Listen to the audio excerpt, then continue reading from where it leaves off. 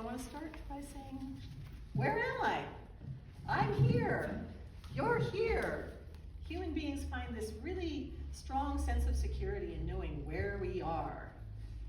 But there's also this lovely magical freedom in meandering without awareness of your exact kind of coordinates and location, which is different again from being completely lost. This series of monotypes, which I call A Way Through the World, is about the methods that we use to find our way through our lives. The stories we hear and tell, the fables we believe in, maps and prior experiences that we reference. And it's also about the courage and inner willingness to try new directions. I love maps. I love filling sketchbooks full of little snippets of places, whether that's a little drawing of the hiking trails I took, or record of the flora and fauna that I encountered along the way, little pieces of leaves and twigs and stones collected along the way. So those are some of the things that I love and treasure and go back to look at. And you can see elements of some of that kind of stuff in this work. The ragged edges on a lot of this work also remind me of, the paper map that's completely worn by being pulled in and out of your pocket as you go. It also references the vignette edges. I used to do a lot of plein air watercolors, which is, being outdoors on the spot and painting what you're sitting in the midst of. And I always had these kind of loose, ragged vignette edges there too.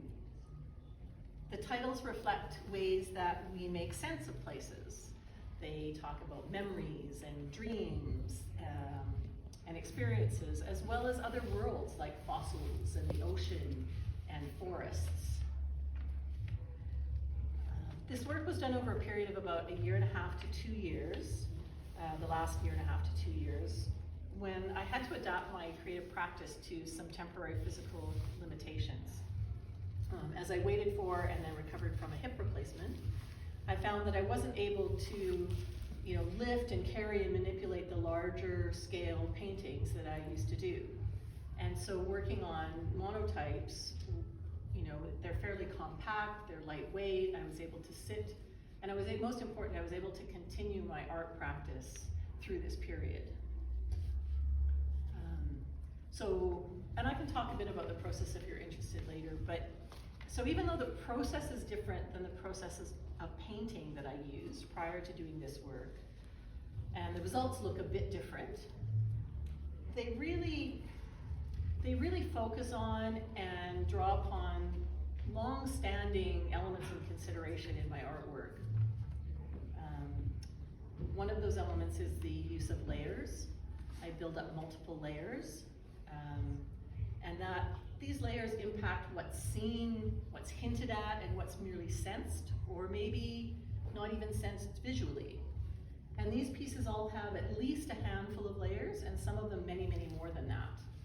And there are some pieces, I think there's one, it's, I can see to the sandy bottom, which is on the little pilaster over on that side, that actually has one monotype on a layer of vellum that's laid on top of another monotype on opaque paper. So there's this translucency and hints of something below that you see there.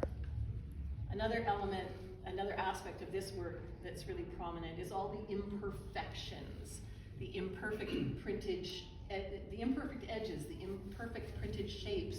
There's a lot of ghost images, which is kind of like what's left after you do one pull off the plate. There's sometimes, hints or outlines of images left on the plate that you can pull again.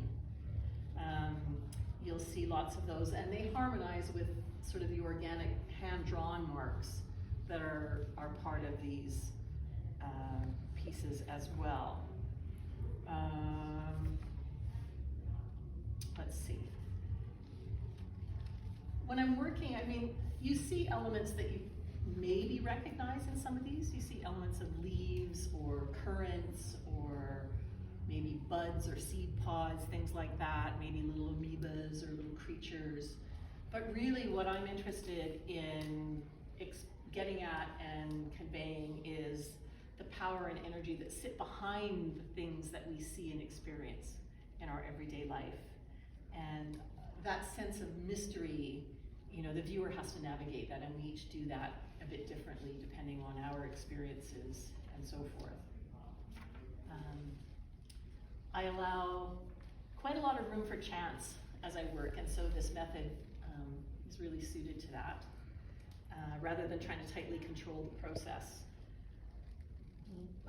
Once in my studio, somebody visited me, and at that point he was looking at paintings, and he asked, when I begin, how much do you know what it's going to end up looking like? And I think he was expecting me to say, 80%. And I said, maybe 10%, maybe?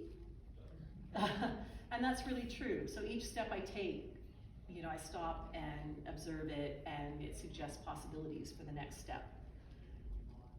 This work is primarily acrylic paint monotypes. They're pulled from a mineral oil plate, but you can do it off of plexiglass or glass or metal even. And many of these pieces have some hand-drawn elements, either graphite or chalk or maybe acrylic marker. And sometimes those go in at the beginning, before I even pull anything on the paper. Sometimes they go in between layers, and sometimes they're added at the end to sort of bring a piece to completion. So you can look for those if you're looking into the pieces as well. And overall, I really embrace the organic qualities of this work, because it really discloses some of the process, and it really says these were made by hand. And I like that the imperfections and the layering and the rich complexity in them, it's really an expression of our human nature. We're like that too. So, you know, I can answer questions in a bit. I'm happy to talk more. I really thank you for coming. I really appreciate that you're here. But just before I let you go, I do want to thank the Alberta Society of Artists for selecting my work for exhibition here. President Wanda there in the purple, coordinator Emily, there was a volunteer Solomon who helped us all hang this work, and board member Sharon Thompson, who is, was lovely to host my husband and I here while we stayed to do the work. And a huge, huge thank you to my husband Kevin Olashchuk, who's got the video camera right now. In addition to playing here this afternoon, he has schlepped gear and shared the driving and helped install the work, and just really generally made sure that, you know, I ate and slept in the weeks leading up to this. So I'm happy to take a couple of questions and to talk more individually as the afternoon goes on. And I hope that you stay for Carolyn's talk, that she will start in a few minutes. But are there any questions right now? Oh, sorry. Can I just say one thing? Yes. We're always going to be giving a hands-on workshop on June 29th, I believe. Yes. So just sort of like, as you Yeah. know the process, that's an opportunity. Yeah, that's the last day of the show, and so I'll bring a plate and I'll be doing some demos, and I'll bring a few other plates, so if you want to try your hand at it, you can. Are there other questions? Greg, you had your hand. About your affinity, please, for gray or something that's gray-like. Well, if you'd seen my previous series of Port Town that I did when I was still in Vancouver, there was very little color, saturated color in it. They were all shades of warm and cool grays, and some lavenders and some siennas and a bit of blues, but very muted.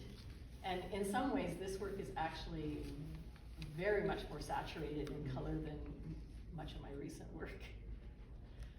I don't know where that is. That's my expression, right? It's like some people love to wear bold clothes or cook really hot, spicy food, and others prefer something else as their natural kind of expression. Ian? I'm curious about the objects that you found in your grandmother's bonnet.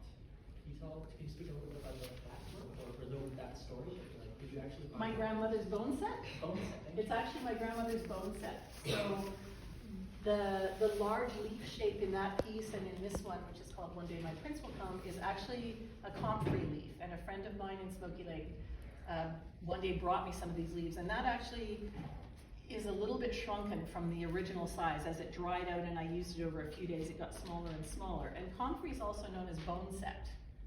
And it's a natural remedy that has been used for hundreds and hundreds of years.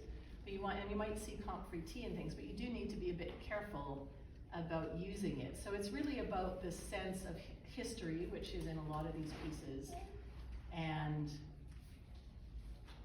yeah, so bone set was just a name that was more evocative to me than comp-free. I completely misread that, sorry. That's okay. Yeah, I actually had some paintings that actually dealt with bones and my ancestors' bones in the prairies. So you're not far off, really. Anything else? Cool, well, I'm happy to talk individually too, and I'll be here until 4. So I really thank you for coming. I appreciate it, and I'll wrap and turn it over to Carolyn. There you are. Awesome, thanks everybody.